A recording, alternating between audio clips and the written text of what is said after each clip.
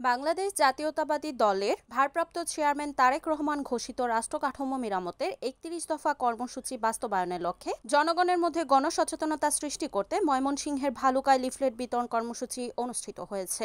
সোমবার সকালে ভালুকা পৌরসভার ১ নং ওয়ার্ডে এই কর্মসূচির আয়োজন করে ভালুকা পৌর বিএনপি। লিফলেট বিতরণে নেতৃত্ব দেন ময়মনসিংহ দক্ষিণ জেলা বিএনপির সদস্য ও ভালুকা পৌর বিএনপির আহ্বায়ক আলহাজ হাতেম খান। এ সময় উপস্থিত ছিলেন পৌর বিএনপির যুগ্ম আহ্বায়ক আবুল কালাম আজাদ, জহির রায়হান, শ্রী স্বপন বণিক, পৌর বিএনপির সদস্য ও সাবেক কাউন্সিলর আমানুল্লাহ তাজুন, জাকারিয়া কামাল, পৌর শ্রমিক দলের সাবেক সভাপতি আমিনুল ইসলাম, পৌর শ্রমিক দলের সাধারণ সম্পাদক সাদ্দাম হোসেন, পৌর স্বেচ্ছাসেবক দলের যুগ্ম আহ্বায়ক মোবারক হোসেন মোল্লা সহ বিএনপি ও অঙ্গ সংগঠনের অন্যান্য নেতৃবৃন্দ।